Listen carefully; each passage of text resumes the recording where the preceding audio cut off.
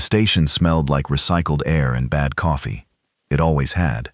Admiral Saravas had spent 31 years breathing it, and she had long stopped noticing. What she noticed now was the document on her screen. 3 pages, standard format. The consortium's golden sunburst emblem at the top, printed in ink that cost more than a Terran engineer made in a month. She read it twice, then she signed it. The protest was filed at 0600 station time, the same as the last one, the same as the 14 before that. The consortium would receive it, stamp it, drop it into a database somewhere in the bureaucratic belly of their capital station, and forget it existed. This was diplomacy as the galaxy understood it, a performance everyone attended and no one believed in. Voss set the stylus down. Outside the viewport, Earth turned, blue and white, slow and indifferent, the way it had always turned. She had grown up watching it from this station. Her son had watched it too. For the 8 years she had kept him up here before the Kepler posting, before the reassignment, before yours. She looked away from the viewport. Her aide, Lieutenant Ren Mako, stood at the door. Young, sharp, the kind of face that had not yet learned how to hide what it was thinking. He was thinking she looked tired. She was tired. "They have confirmed the patrol route?" she said. "Yes, Admiral. 3 Vilhari dreadnoughts. They crossed the pale boundary at 0430. No intent filing with Terran authority. No communication at all. Of course not." She stood. Her knees did not hurt the way they used to. The station's medical bay had done something about that last year. Something she had not asked questions about, because she had not wanted to hear the answers. She was 54. The station was 54. They were the same age. She and this piece of floating metal. And some days, she thought they were equally tired of holding themselves together. Where are they headed? Projected course puts them over the Mira colony by 1400. Mira, 50,000 people. Farmers mostly. Biodome agriculture. Supplying food to 3 other colony systems. The colony had been there for 60 years. Built by people who had scraped together what the consortium would allow them to have. No FTL drives, no exotic energy systems, nothing that might make a human colony feel too permanent, too real, too much like a civilization, and not enough like a holding pattern. Vilhari dreadnoughts passing over Mira at low orbit was not an accident. Nothing the consortium did was an accident. It was a message. The same message it always sent. We are here. We are large. Sign the treaty. The treaty in question was a resource extraction agreement. Consortium mining corporations wanted access to 3 asteroid belts in the outer Terran system. The UN Terran Authority had been stalling for 8 months, raising objections, requesting amendments, playing the game as well as any species 300 years behind the galactic curve could manage. The dreadnoughts were the consortium clearing its throat. Voss walked to the tactical display and looked at the patrol route. 3 red markers moved in slow formation across the projected map. Vast, unhurried. The way things moved when they did not believe anything could touch them. She studied the route for a long moment. "Get me Ganymede Station on the secure channel," she said. Mako's face did the careful thing it did when he was choosing his words. "Which channel, Admiral? You know which one." He left without another word. He was learning. It had taken him 2 years to stop looking surprised when she said things like that, but he had gotten there. Voss looked at the patrol route again. The Vilhari had catalogued everything they could see. That was their way. Thorough, careful. Centuries of intelligence work done on the quarantined human species. They knew the Terran Defense Fleet, ship counts, armament assessments, energy signatures, propulsion ratings. They had filed it all and rated humanity's military capacity as negligible at their hull thickness. Chemical propellants, fission reactors, nothing exotic, nothing worth fearing.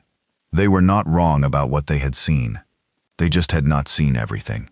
The secure channel opened, static first, then the clean audio of a properly shielded line. The voice that came through belonged to Director Hollis Crane, 70 years old, sounded like gravel in a tin can, had never in his life delivered news in an excited tone. He delivered all news flat and precise, the way a man reads a parts list. Admiral, Director, status, 87 arrays at full charge, 41 operational, 46 on reserve cycle. Ganymede primary lance is at 98.4%. The colony arrays are all green. We have been green for 11 days. 11 days. She had not slept well in 11 days. And the Mira Ridge installation came online 6 weeks ahead of schedule. A pause. Something that might have been pride from a different kind of man. Your daughter-in-law's engineering team. Voss said nothing for a moment.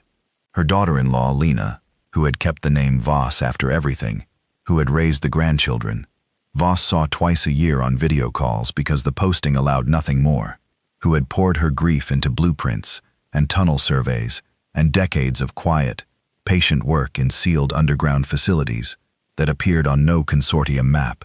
Lena had never once said the word Kepler to her. She did not need to. It was in every rivet. "Tell me the lances are ready," Voss said, not a question.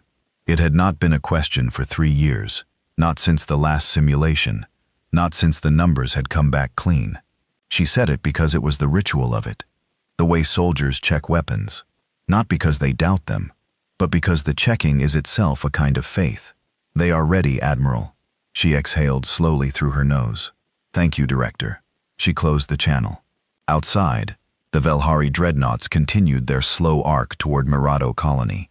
Voss watched the red markers crawl across the display, the galaxy's most powerful military machines moving like they owned the space they moved through. Because for 211 years they had. She thought about the pale, the boundary line the consortium had drawn politely, with all the careful diplomatic language of a civilization that considered itself kind. A protected developing species. That was what the charter said. Humanity had been classified, cataloged, and placed behind a line for its own good, the way you put a fence around something fragile or dangerous. They had never been quite sure which one they thought humans were.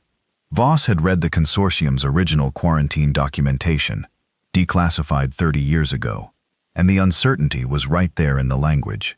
Unpredictable behavioral patterns, accelerated technological development relative to psychological maturity, recommend containment pending further study.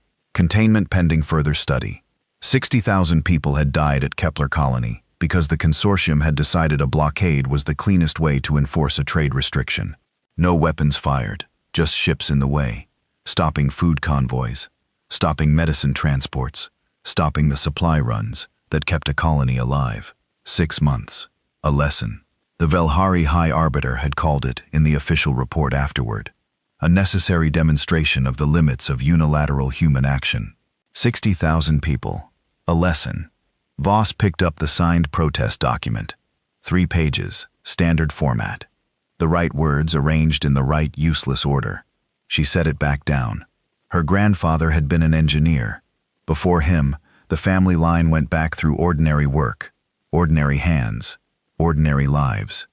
None of them had been soldiers, but her grandfather had been the first to write down the thought experiment on the back of a supply invoice, in a machine shop that smelled like oil and metal, just because he ran out of proper paper, and the idea would not wait. Just physics, just a question. What happened if you accelerated a dense object to a fraction of light speed using electromagnetic force? No exotic fuel, no consortium technology, just current and rails and the fundamental laws of the universe, which belonged to everyone and could not be quarantined. The math was simple. It had always been simple. That was the thing no one outside the pale seemed to understand about humans. They had not invented the physics. The physics was always there, available to any species patient enough to work through it. Humans had been angry enough to do it in a cage. Mako reappeared at the door. The Velhari patrol has made contact with Mira Colony's traffic control. They have declared a standard navigation survey approach. Navigation survey. Voss almost smiled. Of course. Is there anything I should prepare for, Admiral? Mako asked. He was being careful with the words. She could see him working out how to ask the real question without asking the real question. She looked at him for a moment. 23 years old. His mother was a hydroponics farmer on the Vega station. His father taught secondary school mathematics on the same station. He had joined the fleet because he believed in it, in what it stood for. She had believed in it once too. She still did, just differently. Yes, she said. Prepare a formal protest document. Unauthorized boundary crossing. Failure to file route intent. Make it thorough and correct. A pause. And after that, Open a channel to Mira Colony's Ridge Operations Center. He understood. She could see him understand. He was young, but he was not slow. Yes, Admiral, he said and left. Voss turned back to the viewport. Earth turned below her, the same as always, blue and patient. She had read once that human beings had stared at the stars for 100,000 years before they reached them, standing in fields and on rooftops and on the sides of dark mountains, looking at points of light and understanding without words that the universe was enormous and they were small. They had never once decided that was a reason to stop. The consortium had read that history and seen a warning. Voss had always read it as a promise. The secure channel to Mira Colony's Ridge Operations Center opened a minute later. The voice that answered was Lena's, steady and low, carrying something underneath it that Voss recognized not because she had the same thing, but because she had been the one who gave it to her. Grief converted, shaped into something that could hold a purpose. "Sarah," Lena said. Lena, a pause that held more than a pause had any right to hold. "How are the arrays?" "Aligned and green. We have been running final diagnostics since 0500. And your team?" "A beat. Ready." Voss looked at the dreadnoughts on her display, at Mira Colony below them on the map. 50,000 people living their lives, growing food, teaching children, watching the same sky humans had always watched. "Good," she said. She did not say anything else. Neither did Lena. They did not need to. Two women connected by a loss that had no bottom, standing at the edge of something 200 years in the making, and all the words that mattered now were technical ones. Angles and velocities and electromagnetic tolerances. Everything else had already been understood at Kepler. Or rather, it had never needed to be said out loud. It had been carried, passed between people who kept it sharp deliberately, because something that's sharp made you careful, and careful made you accurate. "Stand by," Voss said. "Standing by," Lena answered. The dreadnoughts reached Mira Colony's outer orbit and settled into position, vast and certain. Certain in the way that only things which have never been challenged can be certain. Voss thought about her grandfather. Pencil behind his ear, a supply invoice on the workbench, covered in numbers on the back. Just a thought experiment. Just physics. Just an angry man in a small room asking what the universe would allow if you were patient enough to ask it properly. She reached for the communications panel. The protest document sat on her desk, signed and ready. She would send it. Not because it would do anything, because it was how you kept records. How afterward, when the consortium reviewed the full sequence of events in order, the record would show that Terran Authority had done everything correctly, had followed every protocol, had filed every objection in good faith, in the right format, on time. And then, the record would show what came next. Outside the viewport, Earth turned. Below it, Mira Colony breathed. On the equatorial ridge, pointed at the sky, 87 years of careful, patient, furious engineering waited for a word. High Arbiter Thesavon Kale was 340 years old, and he had seen bored. He was bored now. The observation deck of the Vilhari Dreadnought Time Sovereign Reach Times was a wide, curved room designed to make whoever stood in it feel the appropriate size. Small, aware of the ship around them, aware of the ship's power and the empire that had built it. Kale had stood in rooms like this for 2 centuries. He no longer felt small in them. He felt what he always felt in them. Bored. Below the viewport, the human colony of Mira spread across the surface of the planet like a stain that had learned to organize itself. Clusters of low buildings, long flat roads connecting them. The green of the biodomes visible even from this altitude, bright against the brown and gray of the surrounding land. 500 kilometers of farms and houses and small lives, all of it contained neatly within the pale. All of it exactly as the consortium had intended it to be. Manageable. The word was not unkind. In Kale's mind, manageable was a condition of safety for everyone involved. Humans were you, and this was in the official documentation. This was not a personal bias. Difficult. Their behavioral patterns were erratic. Their rate of technological development, when left unsupervised, outpaced their social and political maturity. The quarantine had been a reasonable solution to a real problem. It had been in place for 211 years. It had worked. Humans were still here, still developing, still alive, which was more than some species in their position had managed. He had made this argument many times. He believed it. He believed it the way an old man believes in a decision made when he was young, not because he had examined it recently, but because he had lived with it long enough that questioning it would mean questioning everything that came after, and there was too much that came after to make that practical. His intelligence officer, a young Valhari named Sarov, stood to his right with a data tablet and the expression of someone who was about to say something that could have been put in a report instead. High Arbiter, the standard threat assessment as you requested. Kale had not requested it. It was standing procedure, but Sarov was new to his staff and still thought procedure required active requesting. Go ahead. Terran Defense Fleet, 43 vessels classified as light military. Primary armament is chemical propellant, kinetic weaponry, and fission-based energy emitters. Hull penetration risk to Valhari Dreadnought class, negligible. Maximum effective range against our configuration, also negligible. Sarov paused. FTL capability 0. They have no functional FTL drives and no licensed access to drive technology. Because we have not licensed it to them. Correct. And their energy weapon systems? Fission-based as stated. The yield profiles are consistent with what we documented 17 years ago during the last formal survey. No meaningful advances. Kale looked down at the colony. A small vehicle moved along one of the flat roads. He watched it until it became too small to track. And the population? Sarov checked his tablet. Mira Colony. Approximately 52,000 registered residents. Primary economic activity is agricultural food production and export to neighboring Terran colony systems. 52,000 people growing food for other people who were also growing food. It was a closed loop in a way. The consortium's trade restrictions kept human commerce mostly internal. They bought from each other, sold to each other, built for each other. The Pale was generous enough to allow a functioning economy. It was just not generous enough to allow anything that might become a real power. That was the balance. Kale had spent 40 years helping maintain it, and he considered it one of the better things he had done in a long life. The treaty situation, he said. Sarov straightened slightly. The UN Terran Authority has declined to advance negotiations on the asteroid extraction agreement for the 8th consecutive month. Their stated objections include environmental impact assessments, equitable revenue sharing, and a request for independent oversight of extraction operations. Their real objection? Sarov hesitated. Unclear, High Arbiter.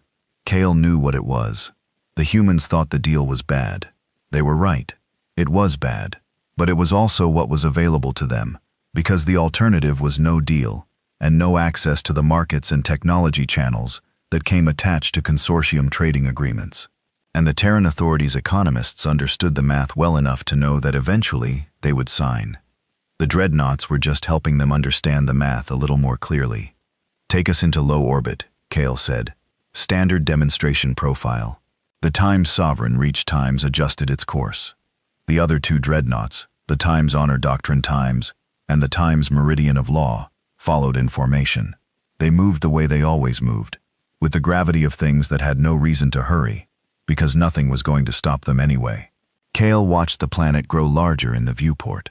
Mira Colony's traffic control center had made contact at the standard point, offering the standard greeting in standard Valhari diplomatic form, which the humans had learned to speak reasonably well over the past century. The controller had been polite, professional, had asked about the nature of the visit, as required by the Pale's entry protocols. The navigation survey declaration had been filed correctly by Kale's communications officer. Technically sufficient. Technically, a survey. The fact that 3 Valhari dreadnoughts were an unusual survey team for a colony the consortium had catalogued in exhaustive detail many times was not something the protocol required them to address. The humans had said nothing to that. They had received the declaration, stamped it, and gone quiet. That was the correct response. That was the only response available to them. Kale found himself thinking, not for the first time, that humans were adaptable. Whatever else you said about them, and a great deal was said, in consortium academic circles, in political circles, in the intelligence community, they were adaptable. They had taken their quarantine and built something inside it. Small things, human-scale things, but real ones. Food systems and engineering programs in schools, cities on moons and stations in asteroid fields, and those little biodome farms that glowed green against brown ground. They had not collapsed. That was more than the models had predicted, 60 years in. He had written a paper about it once, long ago, about the resilience of the species and what it might mean for long-term consortium policy regarding the Pale. The paper had been well received in academic circles and ignored in political ones. He had not been surprised. He had filed the paper in his memory the way he filed most things that were correct, but inconvenient, with a kind of sad precision, knowing it would matter eventually, unsure when.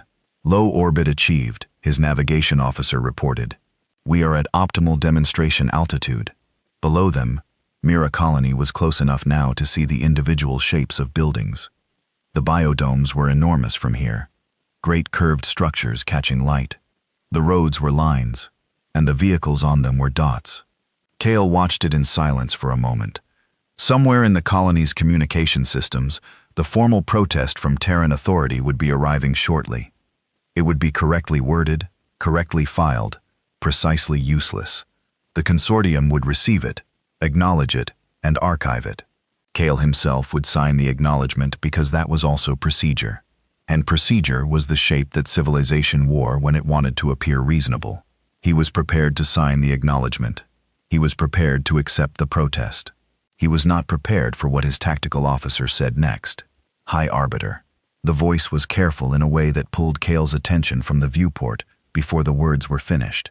There is a structural feature on the colony's equatorial ridge that is not in our survey records. Cale turned.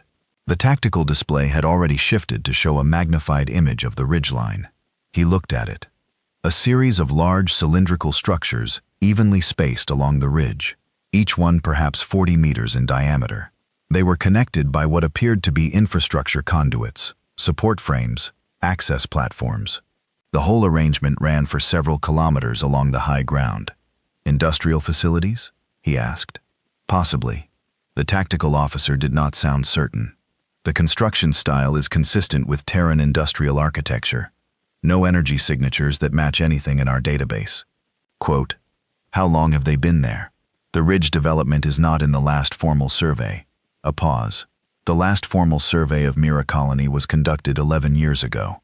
11 years was not a long time by Vilhari standards, but it was enough time to build things, and things that were not catalogued were, by definition, unknown. Cale looked at the cylinders. They were long. They were aligned. They were cylinders. He tilted his head, slightly arranged in sequence, each one positioned to follow the next in a clear directional line. He was not a weapons engineer. He had never needed to be. His empire had not needed a weapons engineer to look at an alien colony and feel concern, because alien colonies did not require for kind of concern. His science attaché, a young woman named Dreva, who had been on his staff for 3 months and who had the habit of reading everything whether she was asked to or not, spoke from the back of the room. High Arbiter. Her voice was very quiet. Yes, yes, those cylinders. They are aligned in series. Each one is positioned to feed into the next in sequence. A pause. They are pointing at a 40 degrees elevation angle, bearing directly toward our current position. The observation deck went still.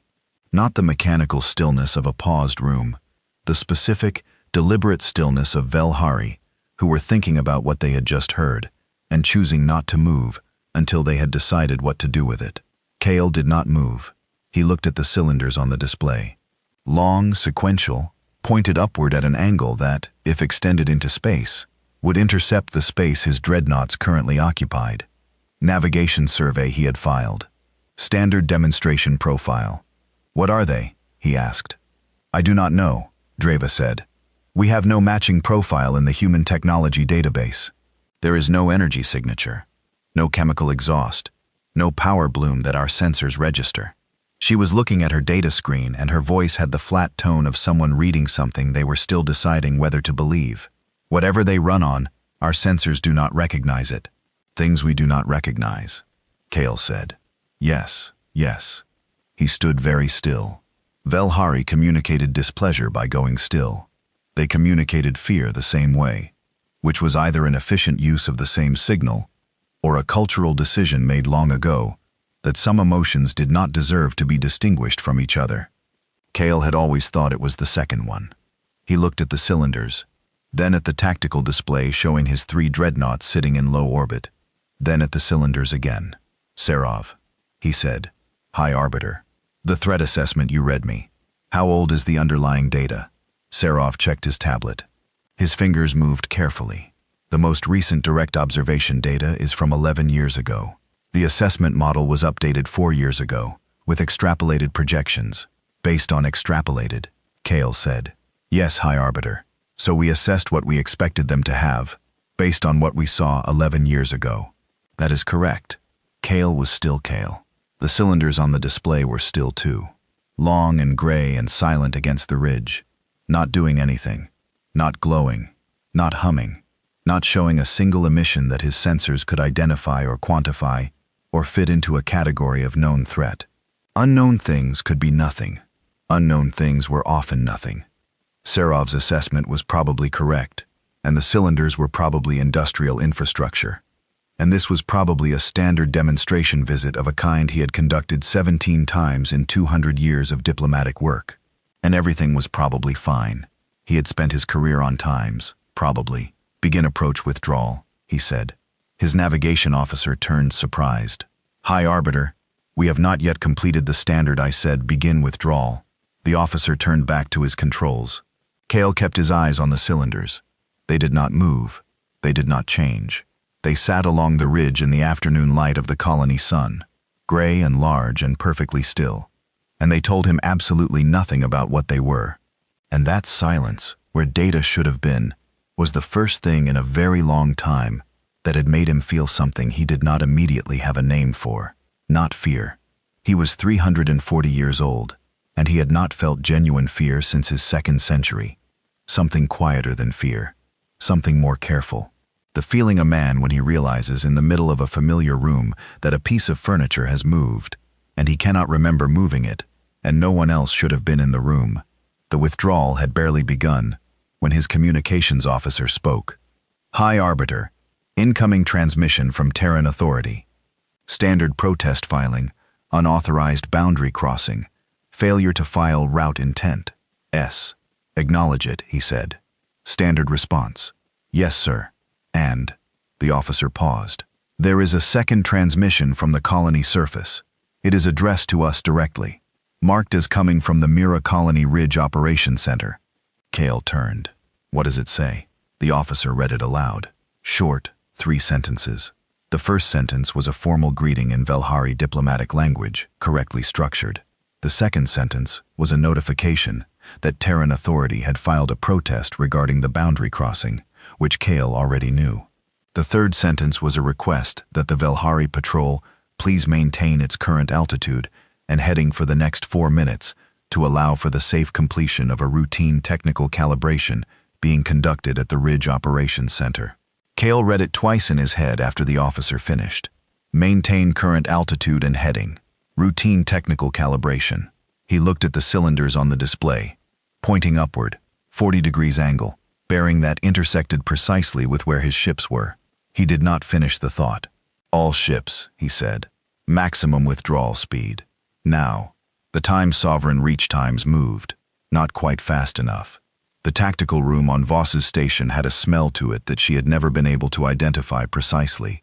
Not coffee, not recycled air, something else. Something that came from the equipment itself, from the displays and the processing units running at full capacity, from the heat of 40 people in a sealed room who all understood what was about to happen and had decided not to talk about it. She had been in the room for 6 hours.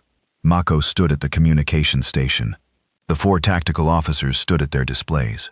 The targeting systems team, 4 people who had spent 11 years learning how to operate equipment that had officially never existed, sat in a row along the far wall, with their eyes on their screens and their hands in their play. Laps. Nobody sat the way people sit when they are relaxed.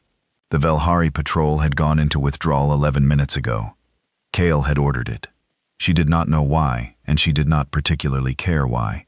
What she cared about was the geometry. The targeting solution on her display was a set of numbers and lines, and projected arcs that her grandfather would have recognized instantly, and most of the galaxy had never considered. The three dreadnoughts were large, slow to maneuver, and built for the kind of warfare that happened between ships that could see each other coming. They were not built for the kind of warfare that arrived from a planetary surface at 4% the speed of light, with no warning and no energy signature and no explanation. They were not built for it, because no one had told them they needed to be. Director Crane's voice came through the secure channel. Ganymede lands is holding at 100%. Colony arrays confirm green across all 87. Mirror Ridge sequence is locked. We are waiting on your order, Admiral. Voss looked at the display. The Times-honored Doctrine Times was the dreadnought in the middle of the formation. The Times Sovereign reached Times Kale's ship. She had confirmed the registration was to the right. The third ship, the Times Meridian of Law, was to the left and slightly behind. She was not going to fire at the ships. She needed to be clear with herself about that, and she was. She had been clear about it for a year. The plan had never been to destroy the patrol. The plan was to demonstrate something, to show the consortium, in language they had never heard before and would not be able to argue with, that the calculation had changed. 1 shot, 3 rods, kinetic energy measured in the kind of numbers that made engineers quiet, not at the ships in front of them, precisely in front of them at calculated intercept vectors that would force each dreadnought to maneuver or take damage. Ships maneuvering in a panic told a story. Ships that had to move because of what was arriving in front of them. Ships that had never needed to panic in 200 years of Imperial patrol work. Those ships were a message that every other empire in the consortium would read and understand immediately. The math was the message. She had spent a long time making sure the math was right. Director, she said, fire solution is on your board. Confirm receipt. Confirmed. Solution received. 3 rods near a primary array. Lance sequence 7. Target vectors are a pause. Target vectors are intercept, not direct. Confirming non-impact solution for all 3 vessels. Correct. Confirmed. Admiral, at the current withdrawal speed, the window opens in 40 seconds. The window is 22 seconds wide. 40 seconds. She had 40 seconds to decide whether 200 years of planning was worth the moment it became real. Whether this was the right time, the right place, the right provocation. Whether 11 dead at Kepler in 2193 justified the weight of what she was about to start. Not 11, 60,000. Her brain had simplified the number. It did that sometimes. Protective compression. She corrected it deliberately, the way she always corrected it. 60,000. She held the number in her mind until it was the right size. Then she let it go. Authorize firing sequence, she said. Authorization Voss Sierra 7. Authorization confirmed. Crane's voice had no triumph in it, no excitement, just the same flat precision. Lance, sequence armed. 28 seconds to window. Voss looked at the display. The 3 dreadnoughts were moving, accelerating on their withdrawal course. The Times Sovereign reach times was fastest. Kale's ship was better crewed. The Times Honor Doctrine times and the Times Meridian of Law times were following at slightly lower acceleration rates. The geometry was clean. The targeting solution adjusted in real time as they moved. 20 seconds, Crane said. One of the targeting technicians in the far row made a very small sound, somewhere between an exhale and something else, and then was quiet. 15. Mako's hands were flat on his station. He was not touching anything. He was just standing with his hands flat and his eyes on his screen. 10. Voss thought about her grandfather's supply invoice, the one with the equations on the back. She had it in her quarters, framed, because it had seemed important to frame it, even though she could barely read his handwriting. The equations were simple. She had looked them up. High school physics, the same equations taught to children on every consortium world, because the universe ran on the same physics everywhere, and the physics did not care about political boundaries. 5, 4, 3, 2. She did not close her eyes. She watched the display. The lance fired. There was no sound. That was the first thing. Back in her grandfather's day, people had imagined railguns as loud. The movies had made them loud. Great booming cracks of electromagnetic discharge. The Ganymede lance at full fire was quiet, a deep electronic pulse that her instruments recorded and her body did not feel. And then the rods were gone, already moving too fast for any instrument on the platform to track directly. She could only see them as projected lines on the display. 3 thin green lines extending from the ridge, coordinates toward the black of space, at a velocity that the display could only approximate, because approximation was all the available computing power could manage at that speed. The tactical display showed the rods as projections, moving lines. The dreadnoughts showed as red shapes. The lines were going to the space in front of the red shapes. The window was 22 seconds. The rods crossed the pale boundary at second 3. The dreadnought sensors would be reading them now, or trying to. No energy signature, no chemical exhaust plume, no particle wake. Just mass arriving at a velocity that consortium sensor doctrine had never anticipated needing to account for. Her intelligence analysts had spent 3 years studying Velhari sensor architecture. They had concluded that the dreadnoughts would detect the rods approximately 0.4 seconds before impact. 0.4 seconds. At that speed, that was 8 kilometers. You cannot maneuver a dreadnought 8 kilometers in 0.4 seconds. What you could do was watch. The first and third rods passed precisely through their intercept vectors, through empty space, exactly as calculated. The calculated spaces being forward of the time's sovereign reach times and forward of the time's meridian of law, close enough that the kinetic disturbance of passing mass at that velocity would register on every sensor the ships had as a category of event for which they had no category. The second rod was also correct. The calculation was correct. The targeting solution had been run 4,000 times. The mirror ridge array had been calibrated by Lena's team, and Lena's team did not make errors, because Lena's team had grown up with the same reason Voss had, the same reason that had been building in the walls of the human species for 2 centuries, and reasons that size made people very careful about their work. The second rod was correct. The Times Honor Doctrine was not. Kale's withdrawal order had been issued late, but it had been issued. The Times Sovereign Reach and the Times Meridian of Law Times had already committed to their vectors when Kale gave the command, and they had held those vectors. And those vectors were where the solution placed the intercepts. The Times Honor Doctrine skep and had panicked. That was the only word for it. Panicked. Had received Kale's order, and then received the 0.4-second sensor alarm, and done the calculation wrong. Burned thrust in the wrong direction, trying to get the ship away from something he could not see clearly, and did not understand. And moved the ship not out of the intercept vector, but slightly through it. The rod did not destroy the Times Honor Doctrine. It was not supposed to. Even the direct impact, which was also not supposed to happen, did not destroy it. A tungsten composite rod the size of a transit bus, traveling at 4.2% light speed, hitting a dreadnought glancing along the forward port quarter. It did not destroy the ship. It removed the forward port quarter cleanly, precisely, in the way that physics removes things when it is applied with sufficient mathematics and sufficient speed. The forward port quarter of the Times Honor Doctrine. Times weapon systems, sensor arrays, crew quarters for the forward sections. The ship's primary communications tower simply ceased to be part of the ship and became a debris field traveling in a slightly different direction.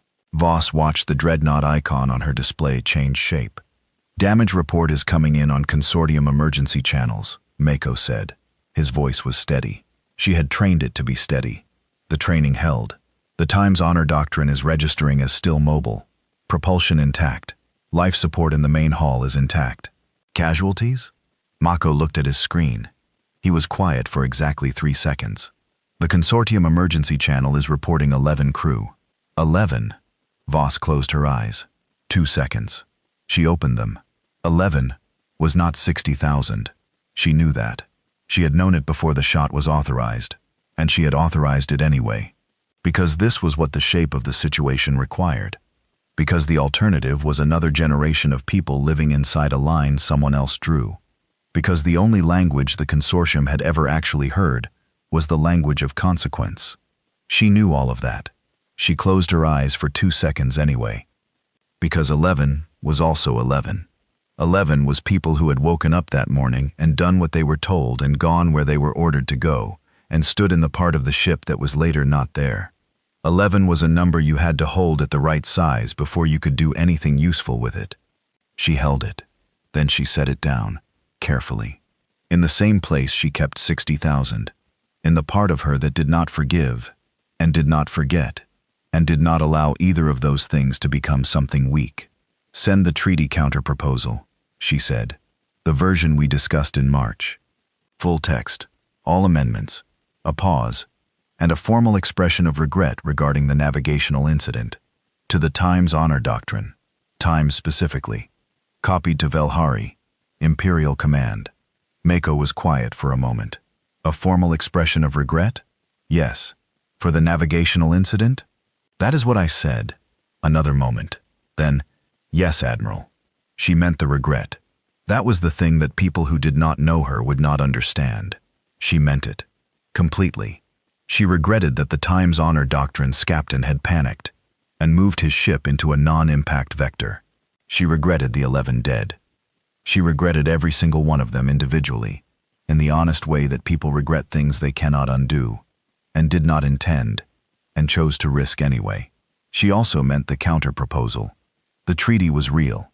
The terms in it were fair, genuinely fair, with equitable revenue sharing and independent oversight mechanisms and a renegotiation clause every 5 years. She had not drafted it as a mockery. She had drafted it because when this was over, and the consortium had understood what the geometry had changed to, there needed to be something real to move toward. Regret and determination were not opposites. She had learned that at 54, the way most humans learned it, by carrying both of them in the same chest for a long time, until they stopped feeling like they contradicted each other. Director Crane, she said. Admiral, stand all arrays down to maintenance status. Keep Ganymede on 30-minute ready. Understood. And tell your team. She stopped. She did not usually do this. She was not sure what made her do it now, whether it was exhaustion or something closer to the surface than she had accounted for. Tell your team that they did their work correctly. Every part of it. A pause. Long by Crane standards. I will tell them, Admiral. The display showed the Velhari patrol withdrawing at maximum speed. The Times-honored doctrine timed slower than the others, dragging the open wound of its forward section through the space above the pale. The debris field was already spreading on its own trajectory, silent, following the physics, which did not make exceptions for intent or regret. Mako spoke quietly. The consortium emergency channels are going loud, Admiral. Multiple broadcasts, multiple ships. They are transmitting the damage report on several frequencies simultaneously. To whom? Everyone, he said. Every consortium member state. Every empire in the compact, all of them. Voss noted that was correct. That was the transmission she had expected. That was, in a way, the most important part. Not the shot, not the damage, but the way the consortium would spread the information themselves, instantly, across every communication channel they had. Because the damage to the Times, honored doctrine Times, was the kind of thing that every empire needed to know about immediately and evaluate and run their own numbers on. And when they ran their own numbers, they would arrive at the same place Kale was about to arrive. The math, not the weapon. The math that the weapon performed. The implications sitting inside the physics. In a few hours, every intelligence service in the consortium would be doing what Sarov had failed to do. Looking at human construction over not 11 years, but 2 centuries. Looking at the geological surveys of asteroid interiors and the power consumption records of colony stations and the manufacturing reports of facilities they had classified as industrial, and assembling from those pieces a picture that had been hiding in plain sight, behind the assumption that a quarantined species was a contained species. The math would be clear.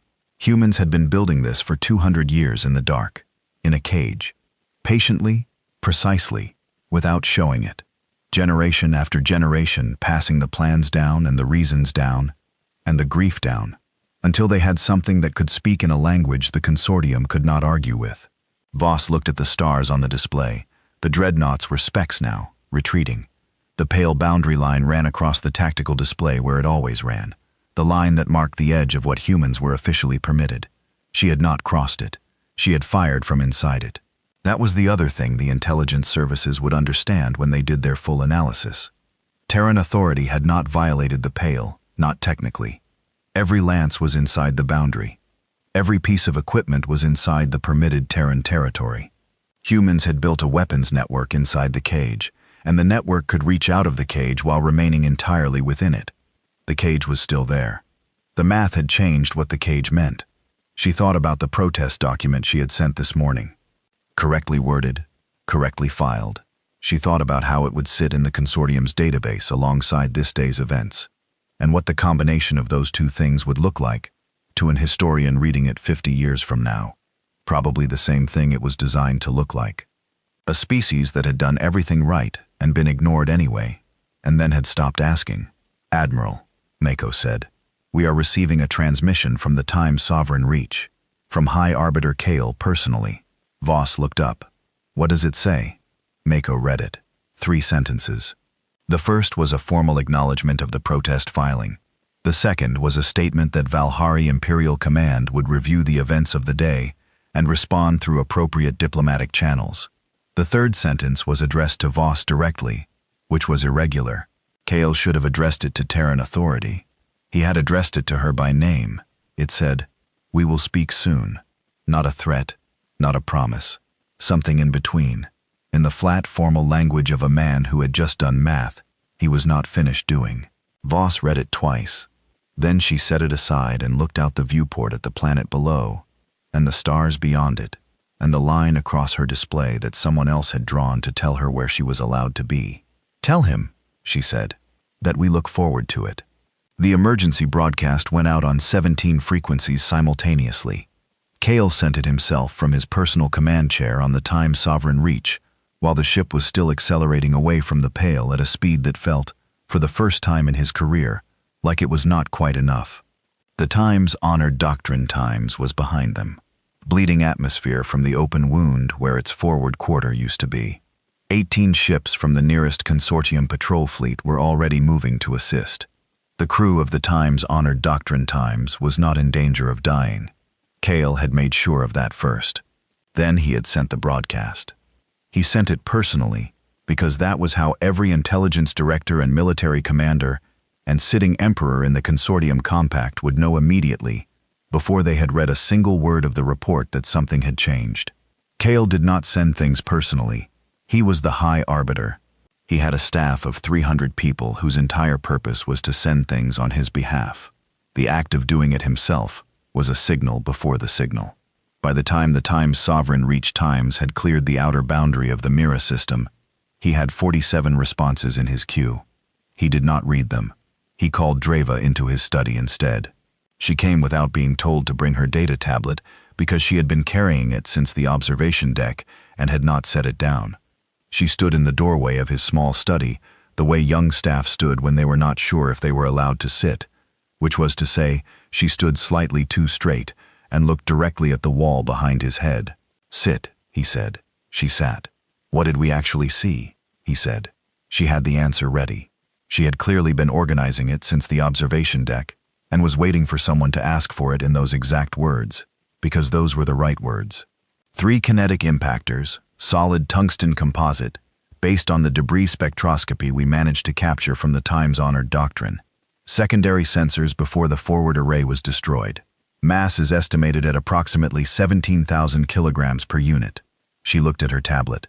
Velocity at intercept, 4.2% of light speed. Kale looked at her. "Baronet?" "Yes, High Arbiter." He did the math in his head. He was not a physicist, but he was 340 years old, and somewhere in that time, he had learned enough physics to know what mass and velocity produced. The number that came out of his calculation was a number he had to run again, because numbers that large were usually the result of a computational error, and not of a reality you needed to sit with. He ran it again. The number was the same. Each of those 3 rounds had hit the space in front of his ships, carrying the kinetic energy of a tactical nuclear device. No exotic fuel, no energy signature his ships could detect in time to do anything about it. No technology licensed by the consortium, because the consortium had never licensed it. Because the consortium had looked at human engineering capability and made certain assumptions about what humans could develop inside the Pale, and those assumptions were now debris expanding through the Mira system in a direction that physics had chosen and no one had approved. "Where were they fired from?" he said. "The Mira colony equatorial ridge. The cylindrical structures we observed?" Dreva was quiet for a moment. "I have been running the power consumption data for Mira colony over the past decade. We have energy use records from the colonial utility systems. The consortium required full disclosure as part of the original Pale Agreement." She looked up. "The ridge installation consumed power, consistent with industrial operations, mining, smelting, or heavy manufacturing. Nothing in that consumption profile would have indicated weapon systems to anyone who was not specifically looking for it." Was anyone specifically looking for it? She did not answer immediately, which was an answer. He leaned back. "How long has that installation been operational?" "The Mira Ridge installation, based on construction records and geological survey data that our survey team filed 11 years ago and did not flag as significant, appears to have been started 41 years. She paused. "But the Mira installation is not the only one." Kale went still. "Explain that." Dreva turned her tablet to face him. On the screen was a map, Terran space inside the Pale, 17 colony systems, and across those 17 systems, marked in the data she had been assembling since the observation deck, a series of points that each corresponded to geological anomalies, power consumption patterns, industrial declarations, and facility types that looked at individually meant nothing, and looked at together formed a pattern that was very clear and very large, and had been in the consortium's own filed survey data for decades. 41 years is the youngest installation, she said. The Ganymede facility, which our models indicate as the primary system based on power consumption, shows tunneling activity that began 207 years ago. He looked at the map. He looked at the date. 207 years ago was 11 years after the quarantine was established. He did not say anything. He was very still. "In total," Dreva said, "based on cross-referencing all available consortium survey data, with energy consumption records and construction filings, I estimate there are between 80 and 90 functional installations, distributed across 14 Terran colony systems, all inside the Pale, all built using technologies that appear, individually, to be standard Terran industrial equipment. All firing solutions, if they follow the same principle as Mira, would be capable of reaching any point in Terran space, and a substantial volume of adjacent space beyond the Pale boundary." Kale looked at the map for a long time. The Pale was a line on it, a boundary, the thing the consortium had drawn to keep the quarantine orderly, to give everyone a clear visual of where human space ended. On one side of the line, everything else. On the other side, the 87 installations Dreva had found in the consortium's own filed survey records, which no one had looked at as a pattern, because no one had thought there was a pattern worth looking for. "Why did no one see this?" he said. "Because we were not looking for it," Dreva said. "We assessed humans against what we expected them to develop. We looked for exotic energy systems, for FTL research, for armament types consistent with consortium military architecture." She paused. "We did not look for kinetic mass drivers, because kinetic mass drivers are considered a primitive technology in consortium weapons doctrine. We moved past that phase 600 years ago, and humans have not moved past it. No, they developed it." She was quiet. "They developed it to a degree that appears to exceed anything we achieved during our own kinetic weapons phase, because we moved on after 3 centuries, and they have been working on it for 2. Another pause. There was nothing else for them to work on. All the other paths were restricted. The cage, Kale thought. He had built the cage to limit what they could become. He had built it out of everything except the physics they already had, because the physics was there in the universe, and could not be taken away, or licensed, or restricted. And somehow, in 200 years of detailed intelligence work on the quarantined human species, no one had thought carefully enough about what happened when a species with documented persistence and documented adaptability was left alone in a box, with access to fundamental physics, and a reason to be angry. He stood from his chair and walked to the narrow viewport in his study wall. The stars were there, the way they always were, ancient and indifferent. The Pale was behind them now, invisible from here, just a line on charts, a line that tonight meant something different than it had this morning. He thought about Kepler. He did not think about it often. He had made the blockade order in what he genuinely believed was a measured and appropriate response to a series of Terran unilateral trade actions. He had approved a 6-month supply restriction on a single colony system, expecting compliance within the first 3 months. When compliance had not come in 3 months, he had reviewed the situation and decided to continue. When compliance had not come in 6 months, and the mortality figures had been filed in his office, he had ended the blockade immediately and filed a diplomatic notation that referred to the event as a navigational and supply disruption of unusual duration. 60,000 people. He had known the number. He had read it in the report. He had weighed it against the strategic necessity of demonstrating that Terran unilateral action had consequences, and he had concluded on the weight of the balance that the lesson was necessary. That was the word he had used. He stood at the viewport, and the stars went on in every direction, and somewhere behind him, Dreva was sitting with her tablet and her map and her 207 years of careful, patient human engineering. And Kale thought about the word times, lesson times, and what it had grown into in the dark of the cage he had built. His communication system chimed. The 47 responses in his queue had become 219. Every empire in the compact was responding now. He could hear the shape of the conversation without reading the specific words. Alarm, skepticism, demands for more information, competing theories, the loud, immediate noise of powerful people confronting something they had not prepared for and were now scrambling to categorize. He did not go to his communication system. He went to his filing archive instead. He searched for the formal human protest filed after the Kepler colony embargo. He had a copy. He kept copies of everything. 340 years of administrative habit. He found it, opened it, read it from the beginning. It was what he remembered. Correct diplomatic language, correct format, appropriate citations of the Pale Compact provisions that the blockade had technically not violated, but had certainly strained. He had read it many times. He had found it at the time to be well written and completely irrelevant, because the outcome the Terran Authority wanted, a formal censure and a commitment to no future blockades, was not an outcome the consortium was going to provide, and the correctness of the protest language did not change that. He read through to the end. There was a paragraph near the end that he had read before and dismissed as rhetoric. He read it again now. It said, in the careful, neutral language of professional diplomats who knew their words would be filed and forgotten, that the Terran Authority formally requested that the consortium recognize the right of human colonies to develop and maintain defensive systems proportionate to demonstrated threats, that this right was inherent in the colony charter, that Terran Authority intended to exercise this right as a matter of policy going forward, and that any questions about the nature or extent of such systems should be directed through appropriate diplomatic channels. He had read it as a bluster, standard language, something they put in protest to have something to point to later.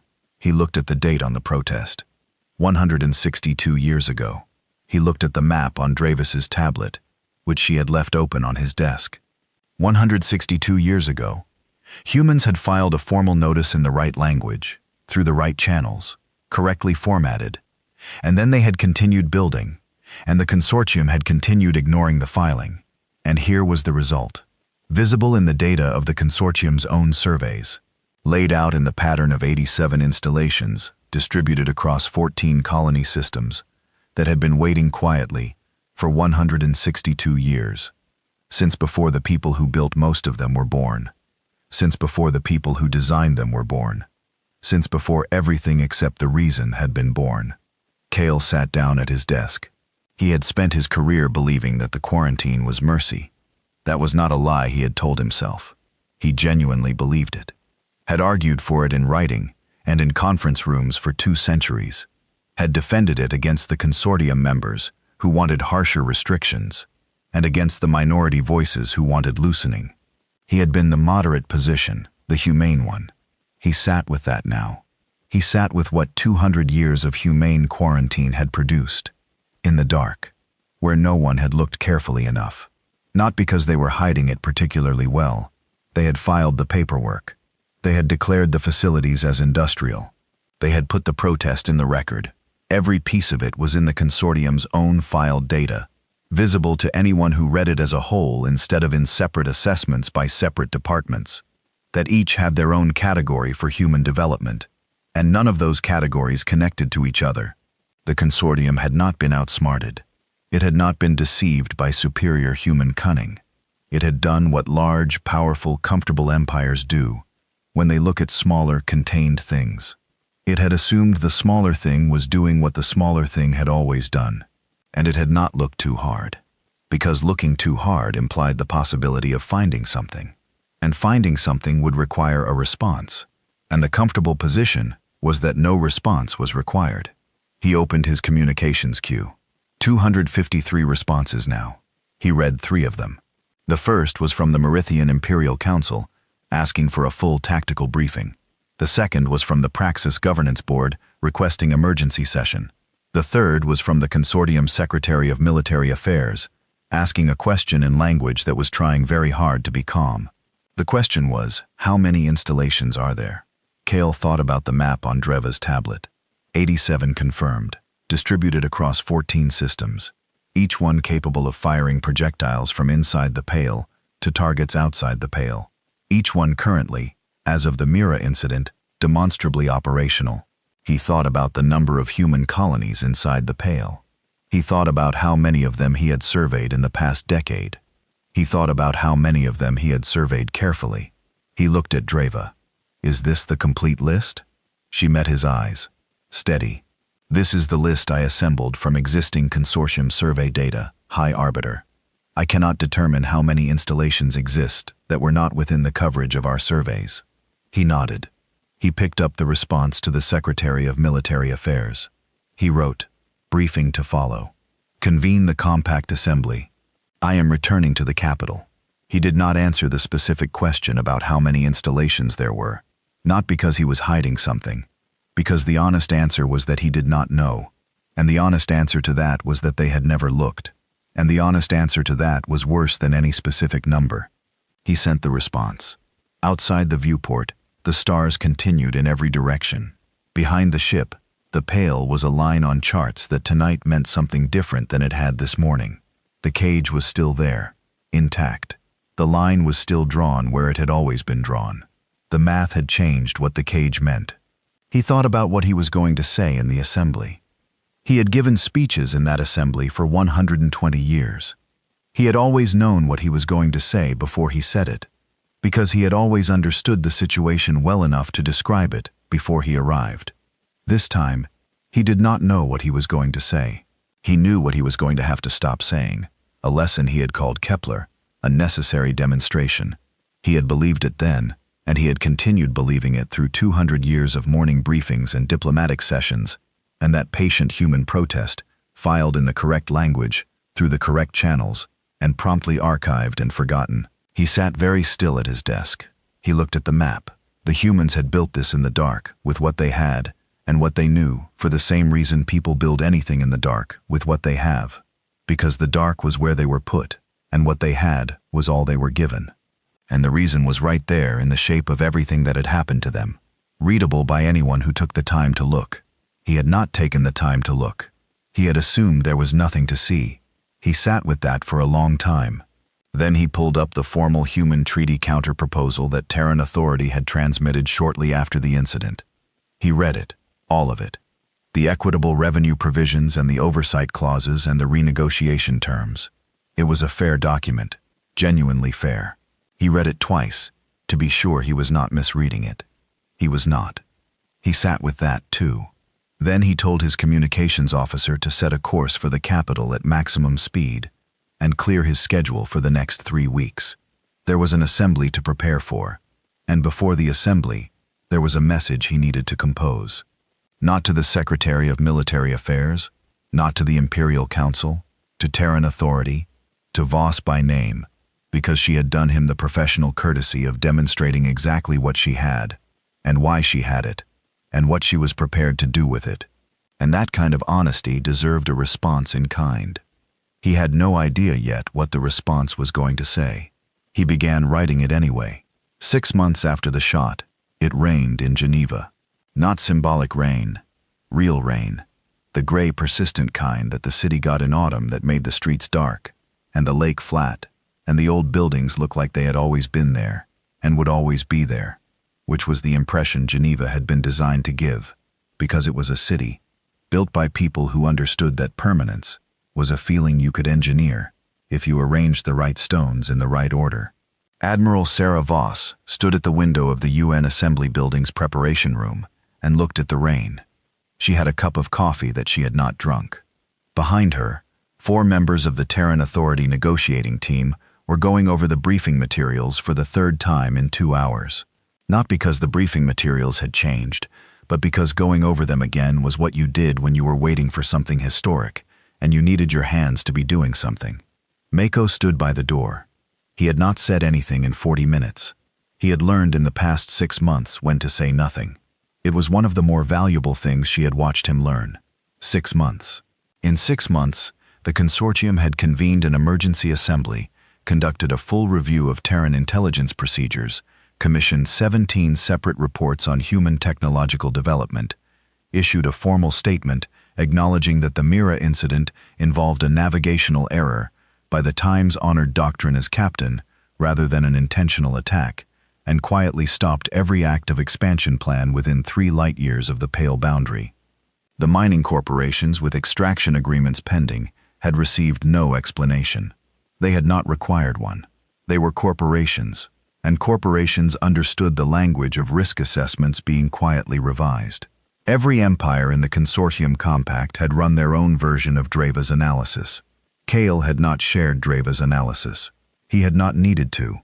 Every intelligence service in the compact had people who could read geological surveys and power consumption data and construction filings and see the same pattern that Dreva had seen. Once they knew to look for it. Once they knew to look for it, they had looked very hard and very fast. The number they arrived at was not 87. 87 was the confirmed number from consortium survey data. The number they arrived at, accounting for survey gaps and unvisited systems and facilities built in the years since the last formal survey, and the very large question of what was in the asteroid belts and moons that the consortium had never surveyed because they had not thought there was anything there worth surveying. That number was larger. How much larger? No one knew, including Voss. She had not told anyone that. She did not need to. The uncertainty was the point. The uncertainty was what had turned the conversation from whether to negotiate to when. The delegation had arrived last night, which was why Voss had been in Geneva for 2 days, and why she had drunk more bad coffee in 2 days than she usually drank in a month. 7 emperors, 14 staff members each, a security detail that her people had worked out in an extremely careful arrangement with, because you could not have consortium imperial security armed in a room with Terran military personnel without everyone being very clear about the rules in advance. Kale was leading the delegation. She had known he would be. His messages over the past 6 months had been exactly what his first message had been. Formal in language, direct in intent, carrying underneath the formal language a tone that she had read as a man who was doing a great deal of thinking and wanted her to know he was doing it.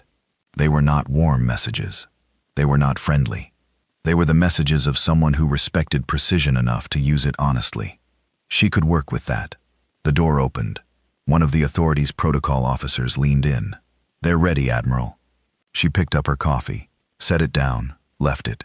The assembly hall had been built in the 20th century by people who believed that if you put enough nations in the same room, with high ceilings and good acoustics, you could make them talk instead of fight.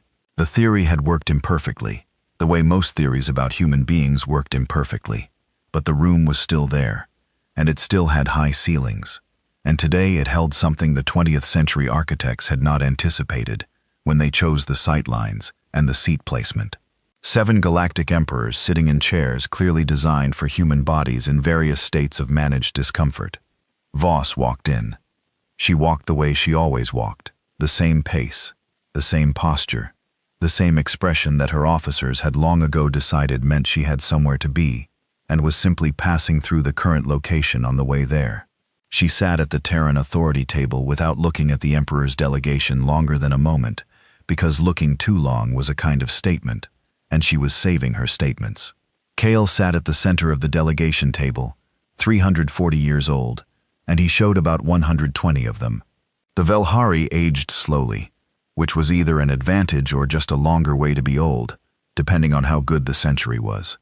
He was large for a Velhari, which made him large by most standards. He wore the formal gray of consortium diplomatic rank, which had no decoration on it, because the decoration was considered a form of bragging, and Velhari of his rank did not brag. He looked at her when she sat. She looked back. The protocol officer opened the session with the formal language that protocol officers had developed over centuries, specifically so that sessions could begin without anyone having to say the thing they actually came to say before they were ready. Welcome. Acknowledgement of parties. Statement of intent. Recording notice. And it took 7 minutes. Then the Merithian Emperor, small, blue-gray, with the perpetually polite expression of a species that had evolved in cooperative family groups and could not look threatening even when they were trying, opened with the consortium's formal position statement. The statement was long. Voss had read the draft of it 3 days ago, through channels she was not supposed to have, which meant she could listen to it now with the attention of someone who already knew where it was going. It said, "The Mira incident was regrettable. The consortium acknowledged certain failures in intelligence assessment. The consortium wished to express its commitment to a productive ongoing relationship with Terran authority. The consortium wished to open discussions regarding the status of the Pale and whether modifications to certain provisions of the Pale Compact were appropriate to consider." Modifications to certain provision. Voss had read that phrase in the draft and thought about the language the way she thought about all diplomatic language, which was to find the thing it was trying to say without saying it. The thing it was trying to say was the Pale Compact, as written, assumed a certain relationship between the consortium's military capacity and Terran human capacity, and that relationship had changed, and the compact needed to change with it. But they were not going to say it that way, because saying it that way meant admitting something. The Merithian Emperor finished. Politely. Correctly. There was a pause for translation, even though the translation happened in real time through earpieces, and everyone at both tables had been listening to their own language the entire time. The pause was courtesy. The pause said, "We have finished speaking. We believe you understood us. We are giving you a moment to acknowledge that before you respond." Voss looked at the Merithian Emperor, then at the other 6, then at Kale. She said, "Thank you for your formal position statement. Terran authority notes its receipt." A pause. "High Arbiter, you did not come to give us a position statement." The Merithian Emperor's polite expression did not change, which meant it had changed in a very small way. Kale looked at her. He did not look at the Merithian Emperor who had just spoken for the delegation, and was technically the primary speaker for this session. He looked at Voss because she had addressed him, and because the Velhari responded to directness with directness, even when the protocol suggested otherwise. "No," he said, "I did not." A moment. "You want to know how many installations there are?" she said. She watched him. "Yes," he said. She said nothing for a moment. Long enough for everyone at both tables to understand the silence was deliberate, that she was not searching for words but choosing whether to use them. "I am not going to tell you," she said. The room was very quiet. Rain moved against the tall windows. The lake outside was gray and flat. In the room, 7 emperors and their staff sat with the specific stillness of people who had prepared for many versions of this conversation and had not prepared for this one. "What I will tell you," Voss said, "is that we did not build them to use them."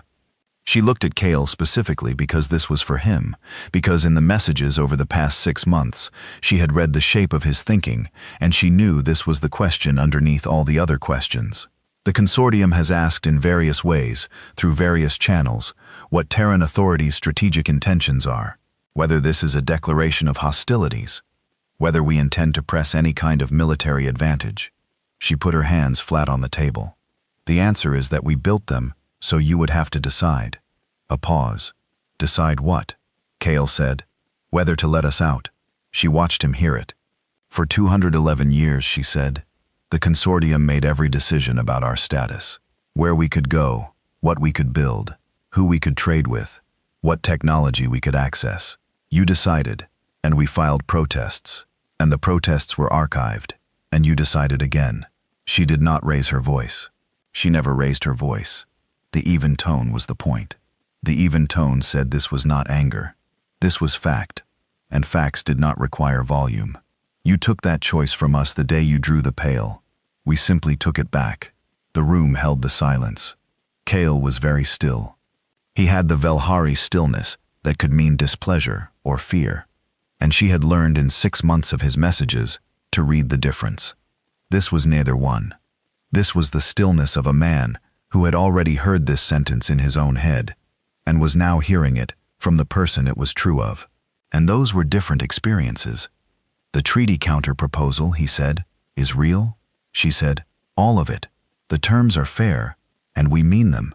You filed a notice, he said, 162 years ago. She did not say the number. He knew the number. In the protest after Kepler, a notice that Terran Authority intended to develop defensive systems. Yes, we archived it. Yes. The word sat there between them. Just yes. One word for 162 years of building in the dark. How many people knew, he asked, on your side? How many people knew about the installations over the full period? Avos thought about her grandfather. About his grandfather before him. About the relay of knowing not a secret exactly. Because secrets corrode when they are kept too long. But something different. A knowledge that was passed down like a trade. Like the way a family passes down how to do a specific kind of work, generation to generation. Not because there is ceremony to it, but because the work is not finished, and someone has to continue it. Enough people, she said. He looked at her for a long moment. His large, calm face. 340 years of accumulated composure. And underneath it something that she recognized without being able to name. The way you recognize an emotion in a person from a completely different place, because there are some things that translate across any distance. I ordered the Kepler blockade, he said. He did not elaborate. He did not apologize. He said it the way you say a fact that you have decided to own fully before you continue the conversation, because owning it is the only way the conversation can be anything other than performance. She looked at him. I know, she said. The rain on the windows, the gray lake, the high ceiling of a room built by people who believed enough nations in the same space could produce something other than a war. What do you want? He said, not diplomatically, directly.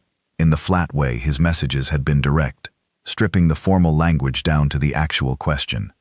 It was a big question. It was the question underneath all the other questions. What did 211 years of a cage produce in the people who lived in it, and built in it, and passed their reasons down through generations? What did 60,000 dead at Kepler become when you gave it 2 centuries in a species that did not stop working? She had thought about this answer for a long time. Membership, she said. Full consortium membership, seat on the Compact Council, removal of the Pale, trade access on equal terms. She let a moment go, and a conversation about Kepler that does not use the word times, lesson. He was still. She let him be still. Outside, ordinary people moved through the Geneva rain. On the street below the tall window, she could see them, people heading somewhere, carrying things, arguing about small things, living the kind of life that billions of humans lived inside the Pale without knowing today was happening, or caring much if they did know. Her daughter-in-law Lena was in a facility on the Mirror Ridge right now, running maintenance checks on the array, because the arrays still existed, and the arrays were still the point. And the conversation in this room was not separate from the arrays. It was the conversation the arrays had made possible. Kale looked at the Merithian Emperor. Some communication passed between them that she could not read. Then he looked at the other emperors, one by one, briefly, and she watched the compact calculate in real time. They had come here with a position statement, with the intention of opening a conversation about modifications to certain provisions. They had not come here to offer full membership today. In a room in the rain, in a city built by a species that had been filing correct protests into an archive for 2 centuries. But they had also come here not knowing the number. Not knowing the number was the thing. The uncertainty was the thing. The cage was still there, technically, but a cage that contained a number of weapons arrays you could not determine, distributed across a volume of space that you could not fully survey, was a cage that had become a different kind of thing. It was a description of a boundary that one party could cross and the other party could not enforce, and that kind of cage was not a cage anymore. It was a name for a situation. Kale spoke. "The compact will require formal sessions," he said. "A membership review process. There are procedures." "We know the procedures," Voss said. "We have read them many times." Something moved across his face. Not quite a smile. Something older than a smile. The expression of a man who has been made to understand something and is deciding what to do with the understanding. "I expect you have," he said. The formal session continued for another 4 hours. There were legal frameworks to discuss and procedural timelines to establish, and all the other careful machinery of negotiations between parties, who have agreed in principle and are now working out what the principle costs in practice. Voss sat through all of it, answering when questions were addressed to her, letting the authorities' legal team handle the language questions, drinking 2 more cups of coffee that were slightly better than the first one. When the session closed and the delegation filed out, Kale was the last to leave the delegation table. He stood for a moment with his large hands at his sides, looking at the room at the high ceiling and the old stone in the windows, with rain on them, in the way people look at rooms that have become historical. He looked at Voss. "The paragraph," he said, "in the Kepler protest. I read it." She waited. "I read it when it was filed," he said. "I classified it as standard diplomatic language." "I know," she said. "We knew you would." He was quiet. "You built it anyway." "Yes." He looked at the window. The rain. The city outside. Ordinary and continuing. Uninterested in what had just happened in this room. 162 years, he said. "Yes." He said nothing else. He walked toward the door. Then he stopped. "The installations," he said, not turning. "The ones in the unsurveyed systems. The ones we do not have a number for." She waited. "Are they real?" She looked at the back of his head, at the gray of his formal Velhari rank, at the 340 years of him standing in a room built by a species he had caged, asking her a question whose answer he already understood. "Interesting question," she said. He left. Mako appeared at her shoulder. He was being very careful with his face. "Was that a yes?" he said. Voss picked up her cold coffee, looked at it, set it down. "Walk with me," she said. They walked out of the room together, into the corridor, toward the building's front entrance, where the Geneva rain was audible now, closer. She did not answer his question. She did not need to. Mako was young, but he had spent 2 years learning to read what she said and what she did not say, and the 2 years had made him good at it. She thought about her grandfather's supply invoice, framed on the wall of her quarters on the station, the equations on the back. High school physics, available to any species in the universe who sat down with it long enough. She thought about Lena at the Ridge Array, about the grandchildren she saw on video calls, about 60,000 at Kepler and 11 on the Times, honor doctrine times, and the space between those numbers where all the work had been done. She pushed open the building's front door. The Geneva rain came down cold and clean, and completely indifferent to what had just happened inside. The way rain always is. The way the universe is not hostile, not merciful, just present and consistent, running on the same physics everywhere, offering the same equations to anyone patient enough to sit with them long enough. She stepped out into it, looked up. The sky was the same sky it had always been. It was just that tonight, for the first time in 211 years, the line someone else had drawn across it was gone.